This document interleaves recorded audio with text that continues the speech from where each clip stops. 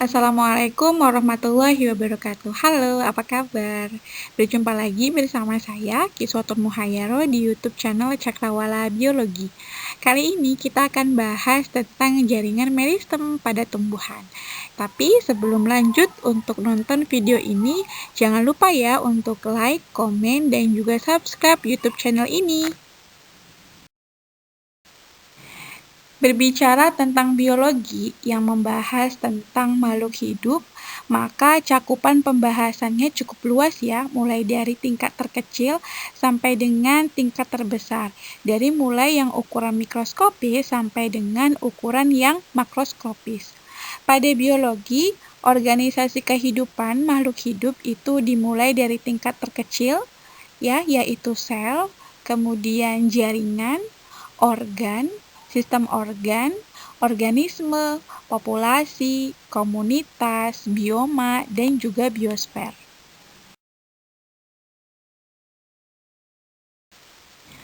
Tingkat organisasi kehidupan paling kecil itu dimulai dari sel.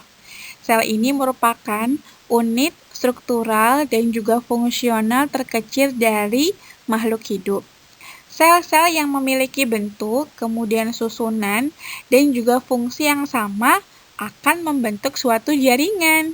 Nah, untuk di tumbuhan sendiri, jaringan itu dibagi menjadi dua, ada jaringan meristem dan juga jaringan dewasa. Nah, untuk di video ini, kita akan bahas tentang jaringan meristem. Pembelahan sel menyebabkan pertambahan sel, baik itu pertambahan tinggi maupun volume ya pada sel itu sendiri. Makanya tumbuhan yang mengalami pembelahan sel itu akan cenderung ditandai dengan pertumbuhan dan juga perkembangan dari tumbuhan itu sendiri. Kemudian kira-kira di mana ya letak dari jaringan meristem ini? Nah, jaringan meristem ini umumnya ada pada ujung-ujung atau pucuk-pucuk dari akar maupun batang dan juga bagian-bagian lainnya. Apa gunanya dari jaringan meristem ini? Pada bagian tersebut ya, jadi fungsinya berkaitan dengan sifat embrionalnya tadi. Selanjutnya, apa ya yang dimaksud dengan jaringan meristem? Jadi, pada saat awal perkembangan embrio tumbuhan, semua sel itu aktif membelah untuk memperbanyak diri. Namun, pada saat pertumbuhan dan perkembangan selanjutnya, ada sel yang berhenti tumbuh yang kemudian berlanjut pada diferensiasi sel. Artinya bahwa sel tersebut akan membentuk bagian yang lebih spesifik ya. Selain itu, di sisi lain, ada juga sel yang ditakdirkan terus tumbuh dan berkembang membentuk sel baru, ya. Jaringan ini bersifat embrionik. Pada jaringan ini akan mempertahankan kemampuannya untuk membelah dan juga berregenerasi. Jaringan ini disebut sebagai jaringan meristem atau jaringan embrional, yaitu sel-selnya aktif membelah dan juga memperbanyak diri. Selanjutnya, ciri yang keempat bahwa untuk jaringan meristem ini memiliki proplastida ya, belum plastida. Artinya bahwa kita tahu plastida itu kan merupakan organel yang hanya terdapat pada tumbuhan. Fungsinya untuk apa sih? Menyimpan zat tertentu seperti zat warna hijau ya, kloroplas, kemudian amilum, lemak. Nah, sel-sel meristem yang belum memiliki fungsi khusus untuk memiliki organel plastida ini hanya masih berbentuk proplastida. Terakhir, untuk ciri jaringan meristem yaitu banyak sekali memiliki protoplasma. Sel-sel di jaringan meristem ini cenderung memiliki komponen-komponen sel seperti organel ya, yang jumlahnya itu relatif banyak dibandingkan dengan jaringan dewasa. Hal tersebut dikarenakan tujuannya untuk reproduksi sel meristem yang akan membagi ukuran beserta komponen selnya.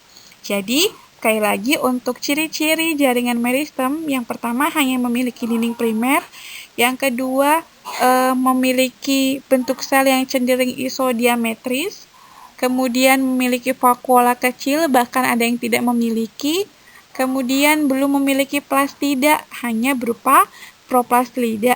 proplastida, dan terakhir kaya sekali dengan protoplasma. Selanjutnya apa ya ciri-ciri dari jaringan meristem lainnya? Yang pertama bahwa jaringan meristem itu hanya memiliki dinding primer. Jadi ketika pembentukan dinding sel, maka untuk jaringan meristem ini tidak mengalami yang namanya lignifikasi atau penebalan pada dinding sel sekundernya. Dengan demikian, dinding selnya itu tipis ya, sehingga hal tersebut mempermudah sel meristem dalam proses pembelahan untuk membentuk sel-sel baru. Ciri yang kedua bahwa untuk bentuk sel meristem ini bentuknya cenderung isodiametris dan ukurannya bervariasi. Maksudnya apa sih? Untuk isodiametris ini adalah bentuk selnya memiliki bentuk yang cenderung bulat, namun ukurannya bervariasi. Ada yang kecil, sedang, besar gitu ya. Nah, ukuran sel ini dapat dijadikan indikasi pertumbuhan sel meristem. Biasanya sel meristem yang ukurannya besar ya itu akan beralih menjadi sel dewasa atau sel menuju diferensiasi, sementara yang sel-selnya ukuran kecil maka dia akan bertugas jadi sel meristem selanjutnya gitu ya, yaitu bertugas untuk pembelahan sel selanjutnya. Kemudian ciri yang ketiga, pada jaringan meristem ini memiliki vakuola yang kecil. Nah, kita tahu bahwa vakuola itu kan berfungsi sebagai tempat penyimpanan cadangan makanan ya. Jadi sel meristem ini cenderung memiliki simpanan cadangan makanan itu yang sedikit. Bahkan ada yang tidak memiliki sama sekali. Hal tersebut dikarenakan cadangan makanan tadi sudah difungsikan untuk pembentukan energi, sudah digunakan untuk pembentukan energi yang dibutuhkan dalam pembelahan sel. Oleh karena itu, untuk jaringan meristem ini biasanya vakuolanya lebih kecil atau bahkan tidak ada. Selanjutnya, berdasarkan letaknya, jaringan meristem ini dikelompokkan menjadi 3. Yang pertama ada meristem apikal, kedua ada meristem lateral, dan ketiga ada meristem interkalar. Untuk meristem apikal itu biasanya ada pada ujung-ujung atau pucuk-pucuk dari batang dan juga ujung akar. Nah, kalian bisa lihat ya gambarnya pada slide ini.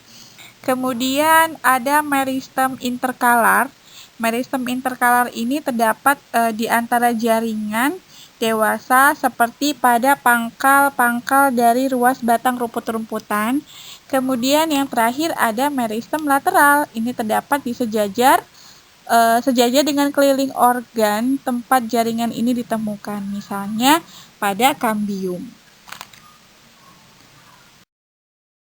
Sedangkan berdasarkan asalnya, jaringan meristem ini dibagi menjadi dua kelompok. Yang pertama ada meristem primer dan kedua ada meristem sekunder. Meristem primer itu merupakan jaringan yang berkembang langsung dari sel embrionik ya. Sedangkan untuk meristem sekunder ini jaringan yang berkembang dari jaringan yang telah mengalami diferensiasi. Terima kasih sudah menonton dan menyaksikan video ini. Kita ketemu di video berikutnya. Assalamualaikum warahmatullahi wabarakatuh.